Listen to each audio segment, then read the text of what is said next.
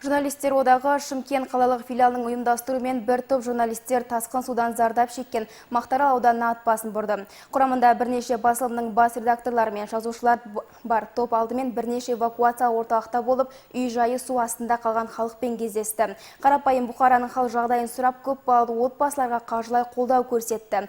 Толығырақ тілші бейнематериалында. Филиал төрағасы Уәли Сағындыұлы бастаған топ алдымен Атакенттегі нөмір 5-ші Мақтаарал мектеп гимназиясында болды. Аталған білім ошағында бүгінде су астында қалған Жеңіс ауылының 400-ден астам тұрғыны тұрып жатыр. Олардың ішінде 80-ге жуық мектеп оқушысы бар. Қазір балалар қашықтықтан білім алуда. Журналистер қауымы алдымен сол бағыттағы жұмыстармен танысты. Сөйтіп, онлайн оқудың сәтті жүзеге асуы үшін білім ордасына плазмалы теледидарды тарту етті. Оңтүстік телеарнасының басшысы Уәли ағамызға рахмет айтамыз. Коллективінің атынан рахмет айтамын.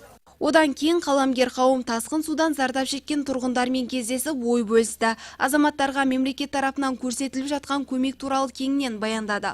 Ол туралы сөз еткен филиал басшысы Уәли Қыдыров барлығының реттелетінін, ол үшін сабырлық таныта тұру керектігін сөз етті. Елдіктің бір нығайтады бұндай жағдайлар. Ауызбіршілікті, ағайынкепшілікті нығайтады. Сондықтан енді алты той болсын. Мына қоныс тойларыңызға келейік, Құда қаласа. Жақсылықта жүре берейік. Мына ел сіздермен бірге. Ойламаңыздар, бүкіл Қазақстан Мақтааралмен бірге. Мына көріп отырсыздар. Батыстан да, шығыстан да, солтүстіктен де келіп жатыр көмекке.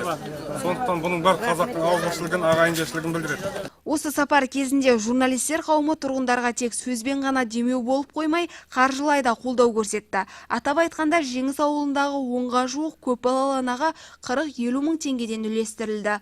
Оның ішінде 8 балалы Махамановтар жанұясы да бар. Жағдай жақсы, бізге қарап жатыр, киім-кешек бәрін беріп жатыр. Халыққа рахмет әкеп беріп жатқан.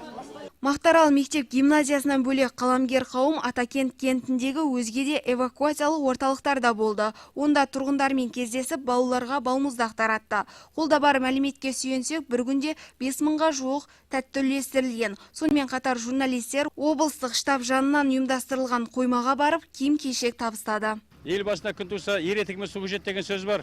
Соның бір жақсы мысалын көріп отырмыз. Мынау Шымкент қалалық журналистер одағының төрағасы Уәли бастаған бір топ журналист осы жерге келдік, 4 машина болып. Келгенде көргеніміз, кеше ғана мәселен жылап тозған жұрт бүгіндері көңілдері көтеріңкі, халыққа мына билікке ризамыз деген әңгімені естіп, өзімізде көңіліміз көтеріліп жатыр. Қазақтың небір сақы мықты жігіттері бар, соның бірі Бәкен Әшірбаев. Өткенде ғана мысалы 5 мың балмұздақ беріп еді осы жерге ше. Бүгін мына журналистер барады дегеннен кейін тағы да мына жақтағы жұрттың шөлін басайын, мына жақта балалар қуансын деп тағы да 5 мың балмұздақ берді мәселен. Журналистер қауымы бірге осында келіп жүрміз. Халықтың көңіл күйі жақсы. Бұл шаруаны меңгереміз. Бұл тосынан келген апатты да біз меңгереміз, жеңеміз, біз біргеміз. Қазақ халық қашанда бірлігімен, ынтымағымен бақ қонған қасиетті халық, сол үшін тек алға дейміз. Сондай-ақ осы сапар кезінде журналистер облыстық штабта болып, бүгінде сарқынды судың зардаптарын жою бағытында атқарылып жатқан жұмыстармен танысты. Одан бөлек үйлері су астында қалған азаматтар үшін салынып жатқан жаңа мөлтек ауданының құрылысын аралап көрді. Дидар Өмірзақова, Мақсұт Жарылқасын, Әлем Әлік, Нұржан Ақжолов, жаңалықтар.